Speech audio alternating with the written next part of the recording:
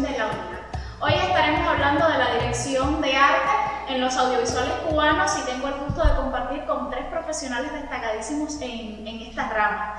Es el caso de Diana Fernández, bienvenida, diseñadora de vestuario. Es el caso también de Derwin Jacome, bienvenido, quien es director de arte. Y también tengo el gusto de compartir con Nieve Laferté, directora de arte, y estamos hablando de especializaciones específicas en el caso del vestuario, de la dirección de arte, pero podríamos hablar de la dirección integral, ¿no? El diseño. El diseño de manera integral. Además, ellos son tres profesores de la Escuela de Cine de San Antonio. Bienvenidos, es un gusto compartir con ustedes y tiene usted la palabra. ¿Cuáles son los elementos imprescindibles a la hora de hablar de dirección de arte dentro de los audiovisuales y específicamente dentro del cine? Yo quisiera comenzar haciendo una acotación en la que los tres estamos de acuerdo porque trabajamos juntos hace mucho tiempo, que es precisamente lo que diferencia la dirección de arte de la escenografía, es decir, como tal. Es decir, cuando trabajamos en escenografía hemos hecho escenografía también, es decir, nos fundamentamos más en la época, nos fundamentamos en la estética, nos fundamentamos en toda una serie de elementos que para embellecer ese set, o no embellecerlo si fuera el caso, pero sí basado en estas características. En el caso de la dirección de arte tenemos que partir de un concepto, es decir, no es lo mismo una habitación donde va a haber una escena de amor que una habitación donde alguien va a morir. Entonces trabajamos muy diferente, es decir, utilizamos mucho más el aspecto dramático a la hora de trabajar la dirección de arte y eso no quiere decir que olvidemos, que dejemos a un lado los aspectos de la época, de las clases sociales, del país en que esté y tal. Pero ¿cómo hacemos eso? Precisamente, ¿cómo lo logramos? Partiendo de los referentes que tiene el espectador. Nosotros trabajamos con los referentes del espectador, es decir, que la dirección de arte, pudiéramos decir de manera más científica, vamos a decirlo así, trabajamos con la semiótica. Es decir, no es necesario, como incluso a veces ocurre en la televisión, no vamos a decir específicamente la cubana, sino en general, que para que sepamos dónde estamos es necesario poner la fachada de la casa. Es decir, aparece la fachada y luego la escena interior. No, debemos trabajar de una manera que no tengamos que estar diciendo al espectador dónde está, cuándo está, sino simplemente que hayan elementos dentro del decorado que a él le identifiquen dónde se encuentra, a qué personaje pertenece esa localización o ese set. Es decir, y de esta manera, pues, es el punto de partida, por eso digo yo, que marca nuestro trabajo. No es simplemente una escena, ni un decorado, ni un set especial de un personaje, sino todo el film completo. A ver, Nieve, continúa. Bueno, agradezco mucho esta intervención de Derwin porque me ahorra referirme a determinados aspectos que ya damos por sentado y voy a ir al grano. Específicamente me decidí por hacer una comparación entre dos películas en las cuales hice la dirección de arte, pero de un mismo director. En este caso se trata de Enrique Pineda Barnet, y las películas son La Anunciación y Verde Verde. La Anunciación, que es la primera que hice de estas dos, es un tema muy humano, pero independientemente de lo muy humano, es lo que nos toca muy adentro a la familia cubana. Esencialmente, digamos, haciendo una pequeña sinopsis, es una familia que el padre ha muerto y la cabeza de familia es esta madre viuda que además es espiritista, que habita con dos de sus hijos y el nieto, producto de uno de ellos, y tiene otra hija que vive en los Estados Unidos, es decir, la familia dividida por la emigración. Esta señora espiritista altera el testamento moral que ha dejado el padre, porque efectivamente no ha dejado bienes específicos en sí, sino un testamento moral que ella adultera. Y se van viendo todos los conflictos de esta familia. ¿Qué fue lo primero que definimos? El espacio. Antes de buscar las locaciones, o la locación para donde vive esta familia, decidimos que tenía que ser un lugar pequeño, un lugar donde se pudieran mover bien 3 personas, pero donde iban a estar siempre más de 5. Yo lo definí como una ratonera y pensando en esta madre con sus hijos, llegamos a un cuadro de Antonia Eiris, que es el que le da nombre a la película, que es La Anunciación. La Anunciación, bueno, la mayoría conoce este cuadro, que es como una luz que recibe esta mujer que está grávida, que va a tener un hijo, pero por la línea y por el color hay una cierta atmósfera de suspenso, una atmósfera de algo que no llega a florecer en el sentido más, digamos, más feliz de la palabra. ¿Cómo contrastan esos conceptos y esos elementos entonces con otro ejemplo que sería Verde Verde? Bueno, Verde Verde es otro tema completamente diferente. En Verde Verde son dos personajes principales que se conocen en un bar de Puerto. El ambiente que hay en ese bar está asignado por la poética estética de la serie Los Machazos de Rocío García. Entonces de ahí sacamos prácticamente toda la línea del vestuario para los parroquianos de este bar. De ahí sacamos la imagen también, por supuesto, siempre jugando con la dramaturgia, la imagen del personaje principal, que es un médico de la Marina, es un marinero que trabaja como médico en un barco. ¿Qué nos encontramos en el apartamento del marinero? Por eso quería hacer la comparación de las dos películas, porque también es una ratonera, pero de otro tipo. Es un espacio abierto. De hecho, cuando llegan al apartamento, el apartamento tiene todos los espacios que se necesitan: una sala, una cocina, un lugar donde estar, el dormitorio, pero se ve a través de toda la película, que transcurre de noche, la bahía y la ciudad que hay del otro lado. Es decir, todo el tiempo está presente la ciudad. Los espacios no están delimitados como en La Anunciación por muros, por paredes. En La Anunciación también yo empleo cortinas tejidas, manteles tejidos, todo que dé el entramado como de telaraña en la que están ellos atrapados. Los dos son unos espacios de los cuales no se sale incólume. Sin embargo, un espacio está delimitado por paredes y el otro espacio no lo está. Es un espacio abierto, tan abierto que se observa todo el exterior. Usted introdujo un tema importante y es el vestuario. Y tenemos aquí también a Diana para hablarnos sobre el vestuario. ¿Cómo se trabaja el vestuario de manera integral y coherente con toda la dirección de arte? Bueno, la dirección de arte con el vestuario es fundamental, el trabajo. He tenido pocas experiencias en películas que he trabajado con un director de arte que de verdad tenga la visión aglutinadora que Derubín explicaba que tiene que tener la dirección de arte. En ocasiones yo he tenido que buscarme la vida, por decirlo de una manera muy coloquial, por mi cuenta, porque no me marcan las pautas. Y llega un momento que he tenido que hablar directamente con el director, algo que no debe ser. Es decir, el trabajo del diseñador de vestuario es parte de la visualidad importantísima dentro de una película, y esos códigos se tienen que estar marcados por el director de arte, que una vez que son aprobados por el director de la película, pues se me traslada al diseñador de vestuario.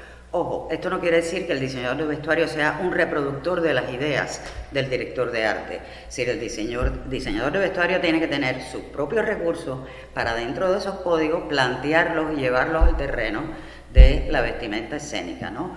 Entonces, bueno, yo siempre defiendo, cada vez que hablo sobre el tema, que ese rigor con que debe trabajarse el vestuario, que generalmente se deja para lo último o se le da poca importancia, quizás por ser parte de lo que es la moda en el vestir, que es algo frívolo, que es algo tan cotidiano.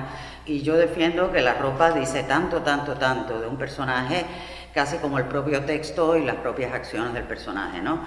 Entonces, a partir de esas premisas, es que el trabajo para mí es tan importante y tan riguroso, ya sea en una comedia como en la película de mayor producción de cine de época. Yo quería ejemplificar, y tengo por ahí algunas imágenes, sobre una coproducción cubano-española que se rodó aquí, que es Pata Negra, una comedia muy ligera, con un argumento bastante simple, y sin embargo yo asumí el trabajo de vestuario como yo pienso que tengo que asumirlo, en este caso sí, con el trabajo a la par del director de arte, que fue Derubín. Entonces se codificó todo, se hizo una codificación visual por grupos, donde todo estaba marcado, todo estaba preestablecido, aunque fuera una comedia, repito, un género que generalmente no se le da mucha importancia a los aspectos visuales y además de ser contemporánea.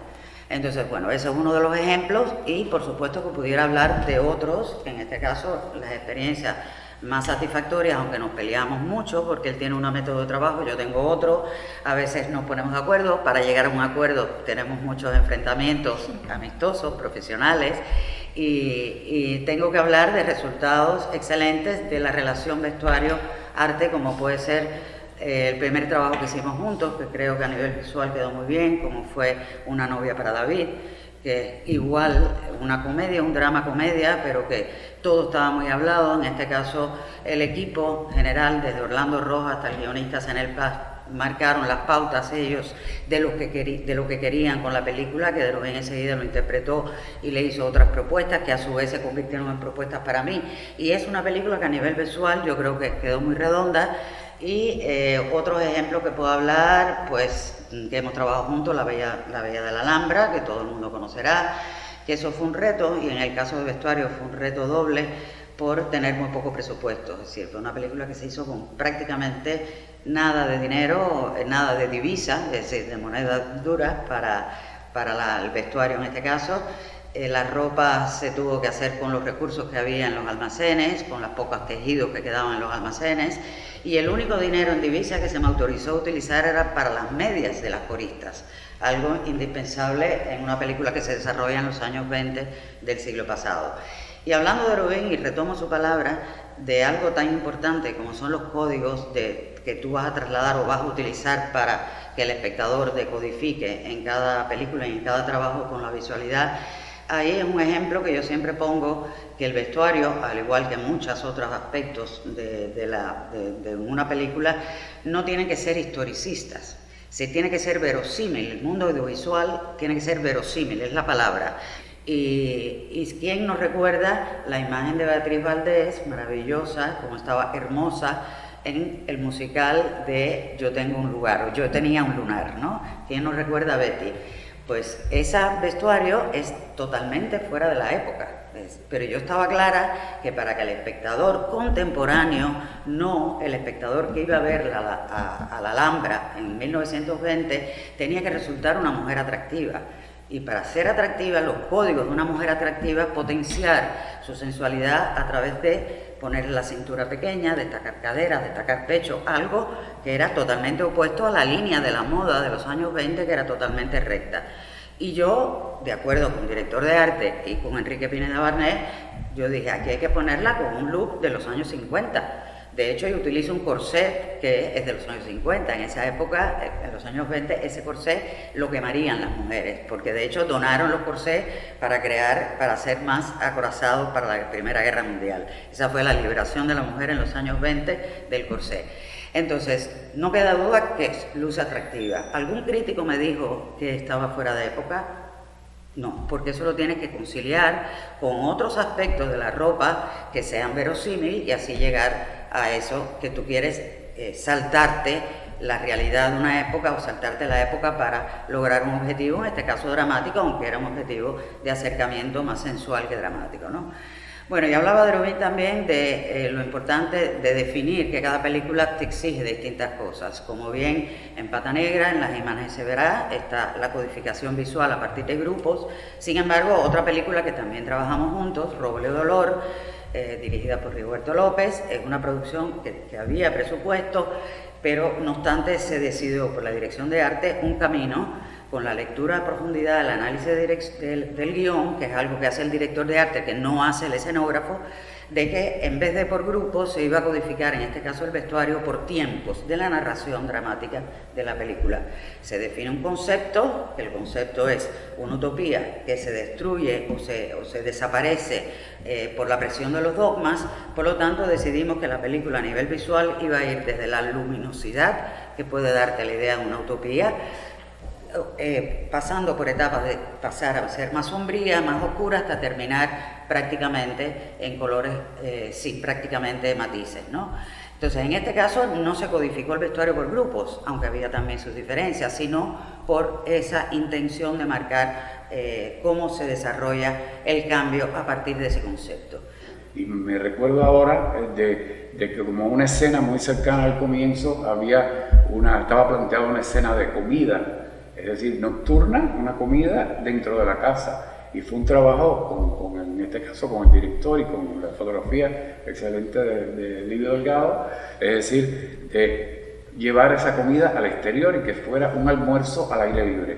Porque yo planteaba que si queríamos ir de la luz a la sombra, tan pronto no podíamos tener una noche, sino debíamos comenzar secuencias día a día. Con eso estoy planteando que yo soy de los que entiendo y creo y defiendo, y así trabajo, que el director de arte, después que hace su estudio sobre el guión o el libreto o el material que tenga para la preparación, debe tener el derecho también a hacer propuestas a la dirección e incluso al guionista de cambios de este tipo que sí resulten favorables a esa imagen general visual, a ese concepto general visual que va a llevar al espectador hasta el final, es decir, cada vez encerrándose más en ese mundo oscuro, habiendo comenzado en luz. A veces se olvida la importancia que tiene para el espectador que este mundo que nosotros hemos creado es el que lo va transformando. ¿Cuántas veces, a veces se llora en una película? Te ha estado trabajando en tu psiquis, la música, la luz, o sea, no solamente los textos, que digan que alguien murió o tal, no. Simplemente todo está en función de dar esa imagen, en ofrecer a ese espectador los referentes suficientes para que ese espectador llegue a reír o llegue a sufrir o llegue a llorar. Y cuando me propusieron hacer esto, yo pensé en una película que quizás esté más alejada a lo que piensa la gente, que es la dirección de arte.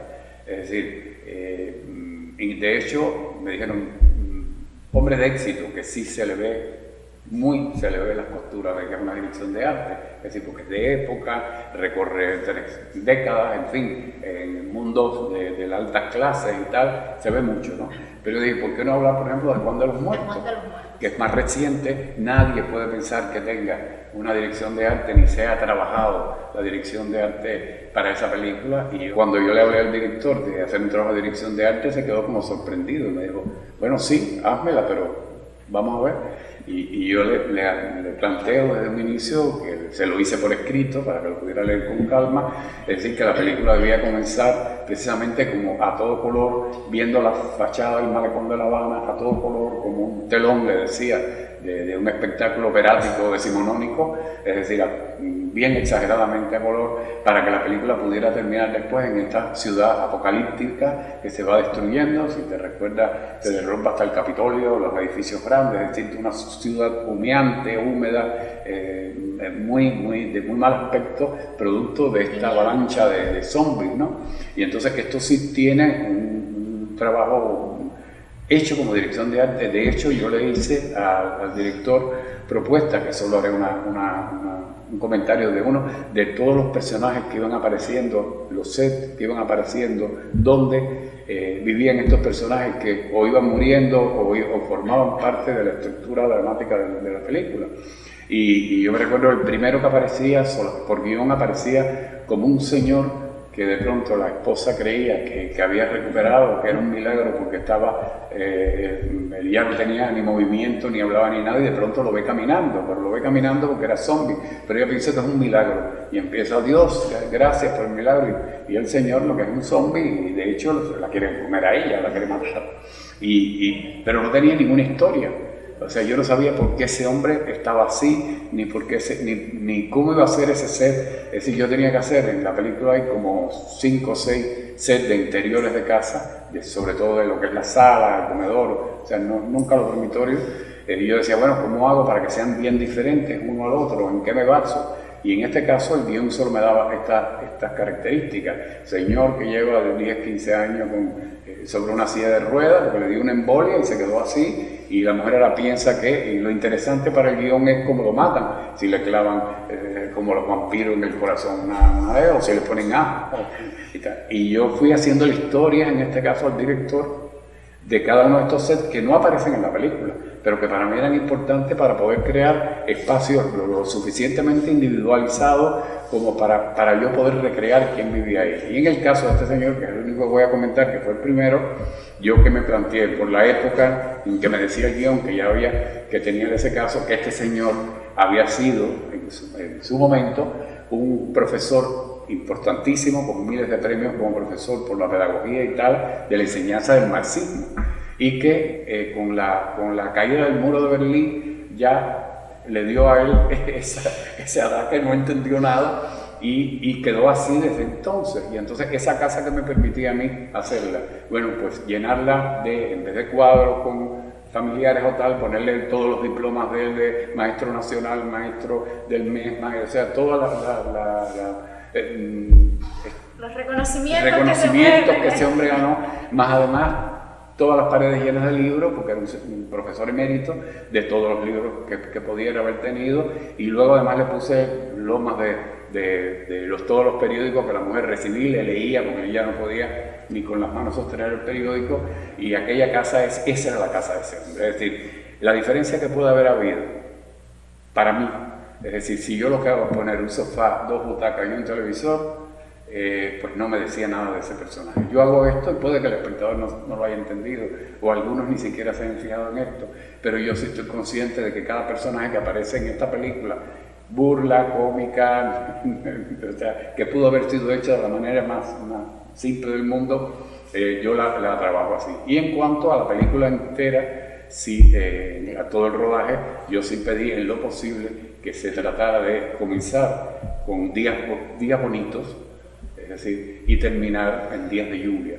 Es decir, y dentro de lo posible coincidió que pudimos hacer muchas filmaciones de exterior, esos finales con días de lluvia. O sea, las calles están todas ya vacías, sucias, llenas de alcantarillas abiertas, de no sé qué, una ciudad ya apocalíptica.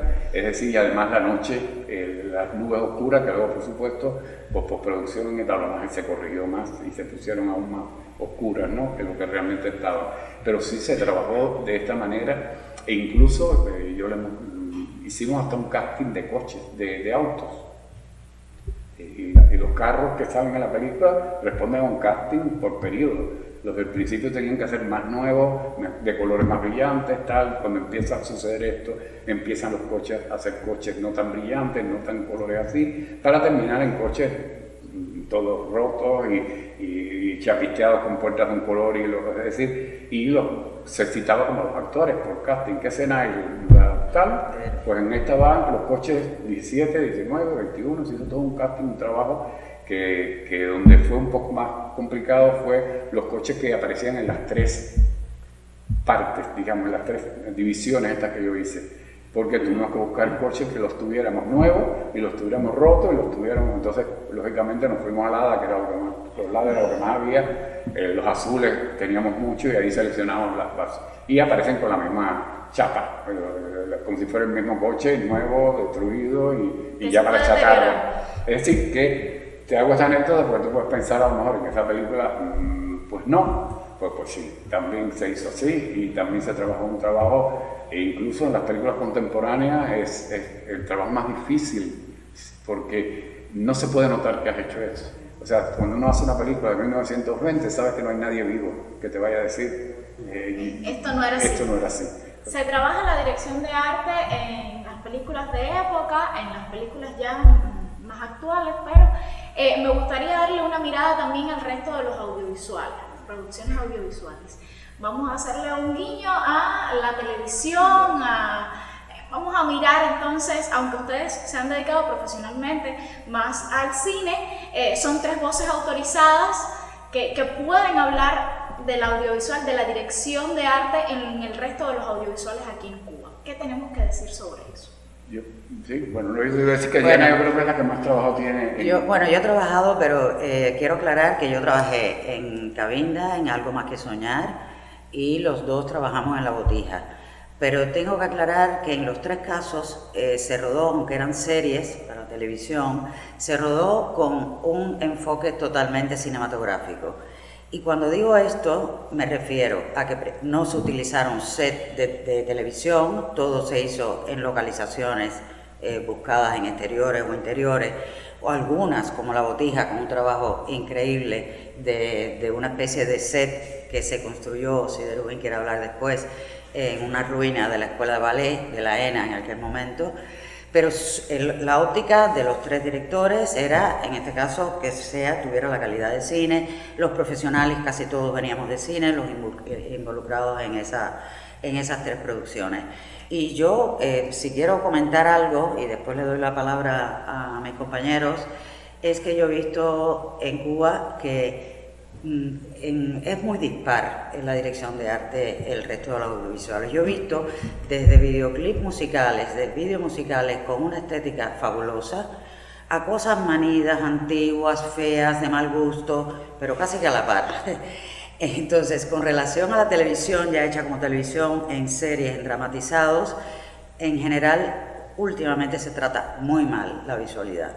Y vuelvo y repito, porque sean temas contemporáneos, no tienen que estar tan planos, tratados visualmente, retratados tan mal, sin un concepto detrás de la ropa, de los ambientes. No hay nada de atmósfera en ningún lugar, no se diferencia un set de otro, todo es igual. Bueno, en fin, le doy la palabra a ustedes. Yo quería mencionar nada más que eso. Yo quisiera apuntar, a partir de lo que dice Diana, verdaderamente hay algunos elementos que uno ha visto, algunos programas en los últimos tiempos, pero realmente pienso que es la visión del director que prima, el director que prioriza sobre todo la visualidad del elemento que va a poner a juicio del público. Y quiero salirme específicamente de lo que nos habíamos propuesto para esta mesa, para este diálogo, y es hacer un llamado a, en este caso, los decisores, de sí poner la mira en la calidad de los programas desde el punto de vista estético, plástico, que para todo hace falta la dirección de arte.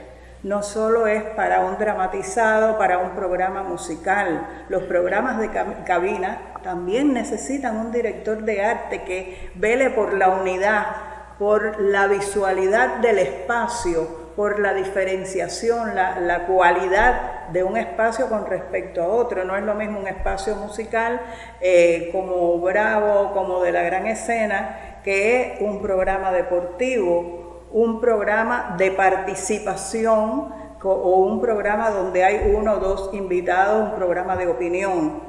Bueno, muchísimas gracias a ustedes por compartir con nosotros, a los televidentes, por compartir también este espacio de Moviendo los Caracoles de la UNIAD en su evento teórico de este año. Recuerde que también puede seguirnos en el canal de YouTube de la asociación Moviendo los Caracoles de la UNIAD, donde además de los propios debates que se generan en la Sala Villena de la UNIAD, también incorporamos los criterios, las opiniones de otros profesionales del resto del país.